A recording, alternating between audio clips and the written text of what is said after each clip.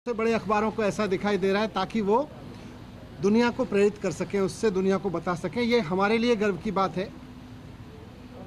अभी मैं ये देख रहा था कि इसी न्यूयॉर्क टाइम्स के फ्रंट पेज पे करीब 1.5 साल पहले ये तस्वीर छपी थी, आपने भी देखा होगा, जिसमें कोविड के दौरान नदी के किनारे जलती हुई लाखों लाशों की तस्वीरें छपी थीं। कोविड के दौरान लाखों लाशें मां गंगा के किनारे पर किस तरह से गैर इंसानियत से जलाई गई थी, उसकी तस्वीर, उसकी खबर न्यूयॉर्क टाइम्स में छपी थी 1.5 साल पहले।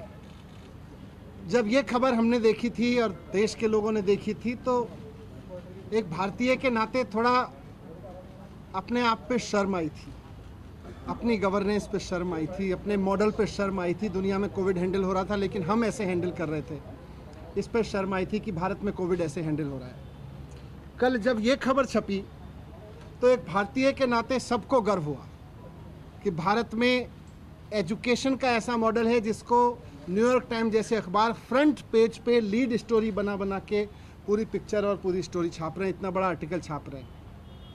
ये मेरे लिए भी गर्व की बात है, लेकिन मैं बहुत विनम्रता के साथ कहना चाहता हूँ कि ये खबर मेरी उपलब्धि नहीं है।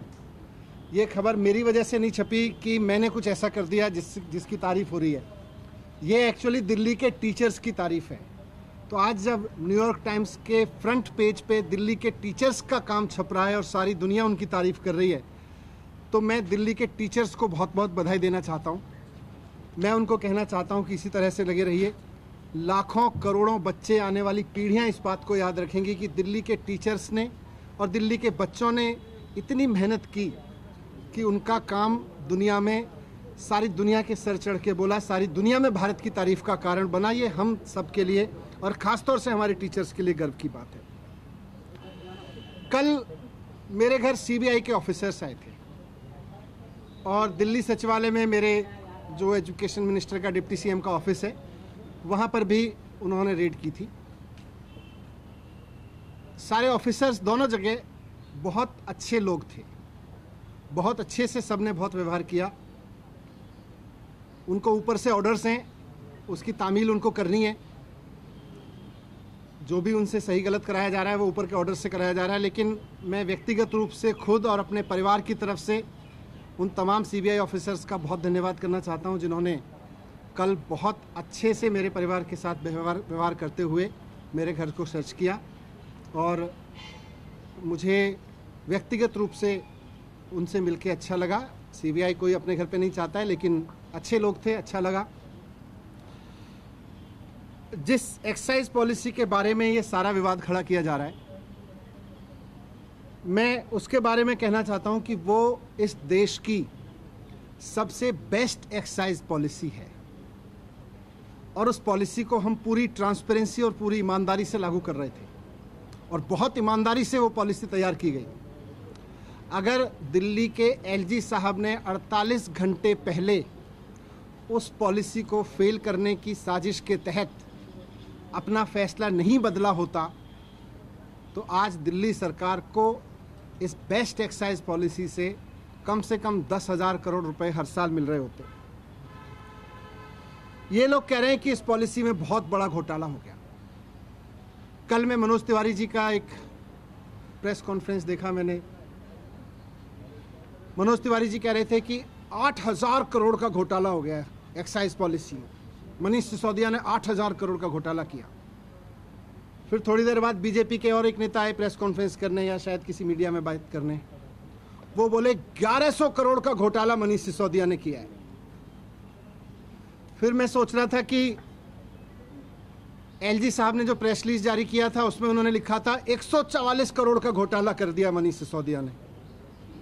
कल फिर जब सीबीआई के ऑफिसर्स आए तो वो एफआईआर लेके आए थे, उसमें ना 8,000 करोड़ का जिक्र था, ना 1100 करोड़ का जिक्र था।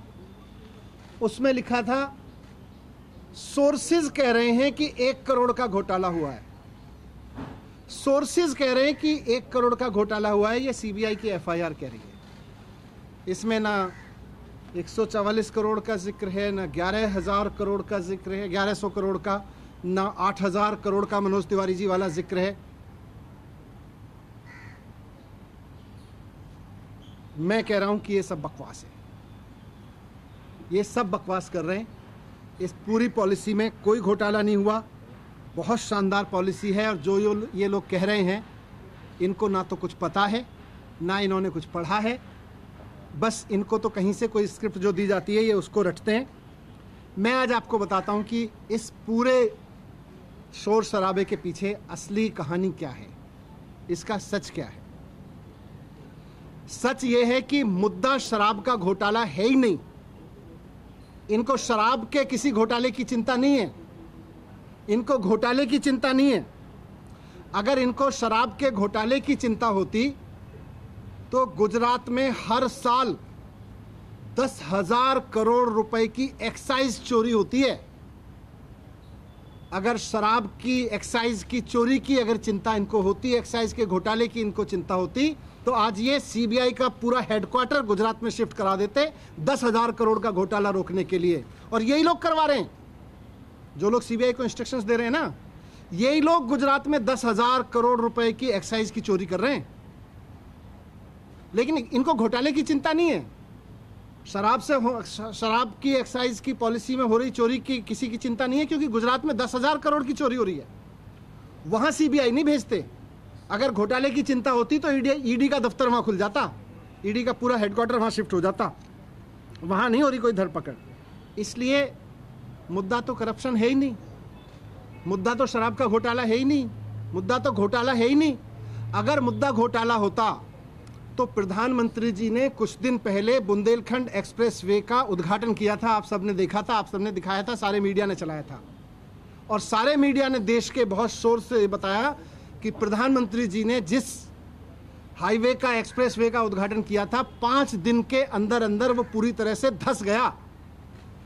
बहुत बड़ा घोटाला हुआ वो एक्सप्रेसवे बनाने में, हाईवे बनाने में। अगर मुद्दा करप्शन होता तो आज सीबीआई और ईडी प्रधानमंत्री द्वारा उद्घाटित किए गए उस महामार्ग के घोटालेबाजों को पकड़ रही होती, उनके घर रेड कर रही होती, जिन्होंने इतना बड़ा घोटाला कर दिया कि प्रधानमंत्री जी ने जिस एक्सप्रेसवे का उद्घाटन किया 5 दिन में धंस गया। वो है घोटाला। लेकिन जैसा मैं कह रहा हूं, मुद्दा घोटाला है ही नहीं। शराब या एक्साइज की चोरी इनकी परेशानी है ही नहीं। इनकी परेशानी है अरविंद केजरीवाल। इनकी परेशानी है कि अरविंद केजरीवाल जिस तरह से अब पूरे देश में एक काम करने वाले ईमानदार नेता के रूप में पहचान बनाते जा रहे हैं और पूरे देश के लोग अब उनको पसंद करने लगे हैं, इनकी परेशानी ये है। और पंजाब के बाद तो पूरे देश में अरविंद केजरीवाल जी को एक राष्ट्रीय विकल्प के रूप में देखा जाने लगा है। इनकी परेशानी ये है। ये जो पूरी कार्रवाई मेरे खिलाफ हो रही है, ये जो पूरी कार्रवाई मेरे दफ्तर में हो रही है, मेरे घर में रेड डाली जा रही है, ये हो ही इसलिए रही है कि अरविंद केजरीवाल जी को रोकना चाहते हैं। ये अरविंद केजरीवाल जी को रोकने की जो साजिश रची जा रही है उसी स्क्रिप्ट का हिस्सा है। आप सब जानते हैं, देश जानता है कि अरविंद केजरीवाल जी की सबसे बड़ी ताकत है कि वो एक बहुत कट्टर ईमानदार नेता है। अरविंद केजरीवाल जी की दूसरी सबसे बड़ी ताकत है कि उनको काम करना और काम करवाना आता है। उनको दिल्ली का एजुकेशन ठीक करके उन्होंने दिखा दिया कि एजुकेशन कैसे ठीक होता है। उन्होंने हेल्थ ठीक करके दिखा दिया कि हेल्थ सिस्टम कैसे ठीक होता है। आज दुनिया भर में मैंने दिखाया आपको, आज अरविंद केजरीवाल जी की वजह से दुनिया भर में भारत का नाम रोशन हो रहा है। इसलिए आज ये इत्तेफाक नहीं है कि हेल्थ और एजुकेशन पर दुनिया भर में भारत का नाम रोशन करने वाले अरविंद केजरीवाल जी के हेल्थ मिनिस्टर के यहाँ छापे डाले जा रहे हैं, उनको जेल में डाला जा रहा है। उनके एजुकेशन मिनिस्टर के यहाँ छापे डाले जा रहे हैं, उनको मुझे जेल में डालने की तैयारी की जा रही है। मेरी गलती ये थोड़ी ना है, वो भी जानते हैं कि कोई भ्रष्टाचार नहीं हुआ। इनको पता है कि कोई भ्रष्टाचार नहीं हुआ, इसीलिए उलझुल बके जाते हैं। इनको, मैंने भ्रष्टाचार नहीं किया, मैंने सिर्फ इतना किया है कि अरविंद केजरीवाल जी का एजुकेशन मिनिस्टर हूं मैं, इसलिए ये कर रहे हैं, इसलिए ये साजिश रची जा रही है। इन्होंने पहले अरविंद केजरीवाल जी के हेल्थ मिनिस्टर को गिरफ्तार किया, फिर कल मेरे यहाँ रेड डाल दी, अब 2-4 दिन में मुझको भी गिरफ्तार कर लेंगे। तो हेल्थ और एजुकेशन मॉडल जो है अरविंद केजरीवाल जी का, इनका मकसद है कि उसको रोका जाए। मैं कहना चाहता हूं कि देश के प्रधानमंत्री नरेंद्र मोदी जी को पूरे देश ने इतना बड़ा जनमत दिया है, ये शोभा नहीं देता प्रधानमंत्री जी को, नरेंद्र मोदी जी को ये शोभा नहीं देता कि वो इस तरह की छोटी छोटी सोच रखते हैं कि कोई आदमी काम करे तो उसके हेल्थ के काम को रोक लो, एजुकेशन मिनिस्टर को जेल में डालो, हेल्थ मिनिस्टर को जेल में डालो क्योंकि वो अच्छा काम कर रहे हैं, क्योंकि सारी दुनिया में तारीफ हो रही है। अरविंद केजरीवाल जी में और नरेंद्र मोदी जी में मैं आज रखना चाहता हूं आपके सामने कि अरविंद केजरीवाल जी और नरेंद्र मोदी जी में यही फर्क है। केजरीवाल जी को अगर कोई अच्छा काम करते हुए दिखता है तो केजरीवाल जी उसकी प्रशंसा करते हैं, उससे प्रेरणा लेते हैं, उसकी तारीफ करके उसका हौसला बढ़ाते हैं और खुद उससे सीख के खुद करना चाहते हैं।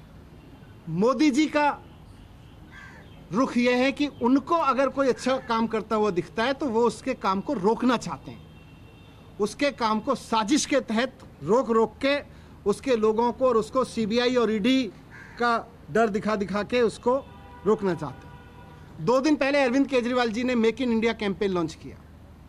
देश को नंबर 1 बनाना है, शिक्षा के जरिए, स्वास्थ्य के जरिए, रोजगार के जरिए। इस पे तो सारे देश को गर्व है। इस पे मोदी जी को भी गर्व होना चाहिए कि हमारे देश का एक मुख्यमंत्री make India number 1 campaign launch कर रहे हैं। हेल्थ और एजुकेशन के जरिए एक देश का विकास करने का विजन लेके चल रहे हैं। मोदी जी को तो इनको सपोर्ट करना चाहिए था। लेकिन जिस दिन अरविंद केजरीवाल जी ने मेक इंडिया नंबर 1 कैंपेन जारी किया, उसके 2 दिन के अंदर अंदर मोदी जी ने केजरीवाल जी के एजुकेशन मिनिस्टर के यहाँ पे सीबीआई की रेड करवा दी। केजरीवाल जी गरीबों के लिए, आम मिडिल क्लास आम आदमी के लिए काम करते हैं, उसके लिए सोचते हैं। मोदी जी केवल और केवल अपने कुछ करोड़पति अरबपति लोगों के लिए, अपने कुछ अरबपति दोस्तों के लिए सोचते हैं, उनके लिए काम करते हैं। केजरीवाल जी 24 घंटे देश के लिए सोचते हैं कि कैसे देश को आगे बढ़ाया जाए, कैसे सारे बच्चों को अच्छी शिक्षा दी जाए, कैसे किसी गरीब से गरीब आदमी का इलाज करवा दिया जाए। मोदी जी 24 घंटे ये सोचते हैं कि कौन से राज्य में पोजीशन की सरकार है, उसको पैसे देके या सीबीआई का डर दिखा के या ईडी का डर दिखा के कैसे उसको गिरा दिया जाए। मोदी जी 24 घंटे ये सोचते रहते हैं। जिस तरह से इन्होंने पिछले दिनों में पैसे के दम पे, ईडी के दम पे, सीबीआई के दम पे कई सरकारें गिराई हैं, आप सबने भी रिपोर्ट किया है। महाराष्ट्र में, गोवा में, तमाम बिहार में भी किया था इन्होंने, कर्नाटक में किया, मध्य प्रदेश में किया। पूरे देश के लोग इनसे अब दुखी हैं कि यार हम सरकार चुनते हैं, मोदी जी केवल 24 घंटे उसको गिराने में लगे रहते हैं। अरे आपको देश का प्रधानमंत्री बनाया, आप देश के लिए अच्छा सोचो। जिनको हमने राज्य के लिए किया है उसको राज्य के लिए अच्छा सोचें। मोदी जी केवल सीबीआई, ईडी, पैसा सब लगा के, साम दाम दंड भेद लगा के केवल सरकारें गिराने का 24 घंटे सपना देखते हैं। उसके अलावा मोदी जी को कोई सपना ही नहीं आता आजकल। मैं आज आपके सामने कहना चाहता हूं कि 2024 का चुनाव आम आदमी party versus Bharatiya Janata party होने जा रहा है। अब तक लोग पूछते थे कि मोदी वर्सेस हु। अब पूरे देश में माहौल बन रहा है कि मोदी जी नहीं चाहिए, अरविंद केजरीवाल जी को एक मौका देना है। एक मौका अरविंद केजरीवाल जी को देना है। अब ये बात पूरे देश से गूंजने लगी है। पूरा देश आज अरविंद केजरीवाल जी के साथ चल रहा है, इसलिए मोदी जी आज रोकना चाहते हैं।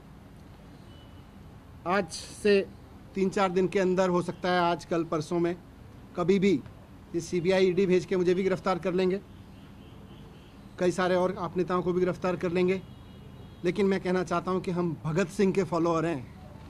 हम अपने आप को भगत सिंह की संतान मानते हैं। हम डरने वाले नहीं हैं तुम्हारी सीबीआई से, तुम्हारी ईडी से, तुम्हारे पैसे के आगे बिकने वाले नहीं हैं।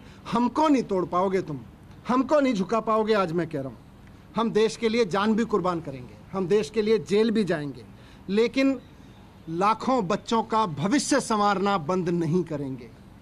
करोड़ों लोगों के इलाज के लिए काम कराना बंद नहीं करेंगे। आज हमारे साथ अरविंद केजरीवाल जी के साथ लाखों बच्चों की दुआएं हैं, करोड़ों लोगों की दुआएं हैं, करोड़ों पेरेंट्स की दुआएं हैं। हम आपसे डरने वाले नहीं हैं। अगला चुनाव तो अब मोदी वर्सेस अरविंद केजरीवाल होकर रहेगा। धन्यवाद। मनीष जी, जब आप ये बात कर रहे हैं, तो सवाल ये उठते हैं कि रेड जो हुई वो एक्साइज पॉलिसी को लेकर हुई और आप एजुकेशन और हेल्थ पे चले जाते हैं। ये नहीं बता रहे कि आपने जो पॉलिसी में लास्ट में बंद करके पुरानी पॉलिसी को शुरू किया, उससे आपको अगर फायदा था तो आपने बदली क्यों? देखो, मैं भी बोला कि मुद्दा तो एक्साइज पॉलिसी का भ्रष्टाचार है ही नहीं। नहीं तो अगर एक्साइज पॉलिसी का भ्रष्टाचार होता तो आज गुजरात में रेड हो रही होती। हुज ट्रेजेडी हो गई गुजरात में। कौन कर रहा है वहां पे? सीबीआई रेड नहीं कर रहे, वहां पे ईडी रेड नहीं कर रही, यहाँ पे हो रही है ईडी सीबीआई रेड। मुझे जेल भेजेंगे, उन लोगों को जेल भेजते। इनके ही तो लोग हैं वो करा रहे हैं, 10,000 करोड़ की चोरी कर ले रहे हैं, लोग मरवा रहे हैं। तो मुद्दा तो असली है कि अरविंद केजरीवाल को कैसे रोकना है। इसमें पहले दिन से